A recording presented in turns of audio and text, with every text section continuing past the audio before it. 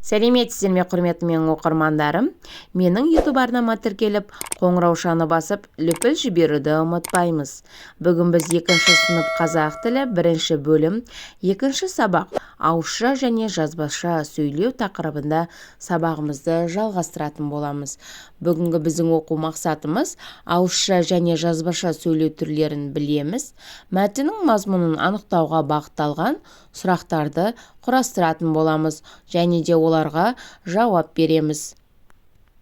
Олай болса, 5-ші жаттығуға назар аударайық. Мәтінді түсініп оқы. Біздің еститін және айтатын сөзіміз ауызша сөйлеу деп аталады. Бұл дыбыс арқылы беріледі. Жазбаша сөйлеу жазылып берілетін хабар. Сөйлеудің бұл түрі бірден пайда болған жоқ. Алғашқыда адамдар айтқысы келген ойын суреттермен бейнелеген. Мұндай суреттер ескі үңгір қабырғалары мен тастарда сақталған. Қазір жазу үшін әріптер және басқа да түрлі таңбалар пайдаланылады. Сұрақтарды жалғастырып көр және жауап бер. Бірінші сұрақ: ауызша сөйлеу дегеніміз не?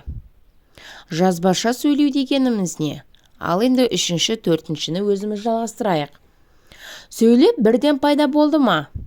Сөйлеу бірден пайда болған жоқ. Алғашқыда ежелдегі адамдар бір-бірімен ым-ишара арқылы, суреттер арқылы сөйлескен. 4-ші, қазіргі сөйлеу деңгейі қандай?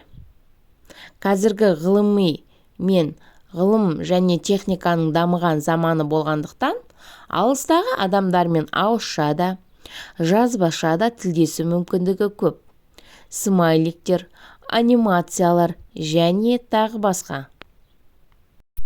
Мәтіннің алғашқы бөлігін дәптерімізге көркем жазумен көшіріп алайық. Келесі 6-шы жаттығу. Суреттегі заттар арқылы сөйлеудің қай түрі жүзеге асады? Сыныптас досыңмен бірге талқыла. Компьютер берілген бізге суретте. Компьютермен жұмыс істеу нұсқаулығын толықтырып жаз. Экранға жақын отырма. Қисаймай тік отыр. Ақ түсті киім ки. Ұзақ уақыт отыруға болмайды. Компьютермен біз адамдармен тілдесу арқылы, яғни бейне жазба арқылы, ауызша да немесе хат-хабар арқылы жазбаша да тілдесе аламыз. Шығармашылық үзіліс. 7-ші жаттығу. Жұмбақтар мен шешуіндегі заттарды сәйкестендір. 1-ші жұмбақ. Сөзі дана, үні жоқ. Сөйлемейді, тілі жоқ. Қолыңа алсаң шешен, ақылы асқан көсем. Ал енді 2-ші жұмбақ. Әрі шешен, әрі әнші, әрі күйші. Әр үйде бар, тапқышым, кәне білші. Әрине бұл радио болып келеді. Радио бұрыннан келе жатқан, ол деген бізге хабар, түрлі хабарларды жеткізеді. Ән, жазба, күй, терме барлығын радио арқылы тыңдауға болады. Ал 1-ші жұмбақтың жауабы ол кітап екен. Өздерің қимылмен ым-ишара арқылы жұмбақтарды сыныптасыңмен жастырып көріңдер. Жұмбақтардың шешуіндегі сөздер сөйлемнің қай түріне жататынын анықта. Бұл сөздермен 2 сөйлем құрап жаз. Радио арқылы ауызша сөйлеу жүзеге асады. 1-ші, радиодан түрлі хабарлар беріледі.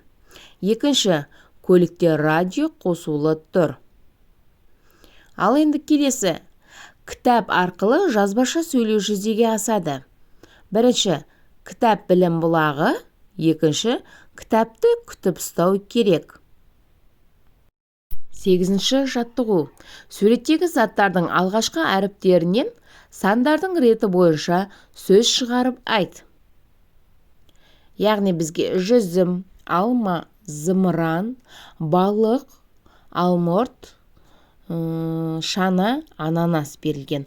Осы 7 суреттің тек қана бас әріптерін алатын болсақ, бізде шығады жазбаша сөзі шығады. Ал енді біз жазбаша сөзін шығардық. Енді ауызша сөзін осы тәрізді суреттердің көмегімен құрастырып көр. Біз ауызша сөзін тігінен жазып алдық.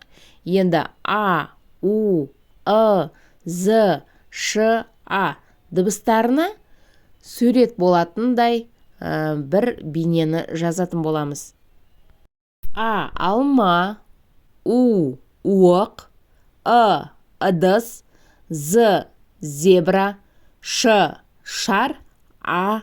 Аю деп белгіледім. Ал сендерде өз нұсқаларыңды қарастырып, өз ойларыңнан құрастырып көрсеңдер болады. Мінеке бүгінгі біздің екінші сабағымыз да аяқталды. Менің YouTube арнама тіркеліп, қоңыраушаны басып, лүпіл жіберуді ұмытпаймыз. Келесі қызықты сабақтарда кездескенше сау болыңыздар.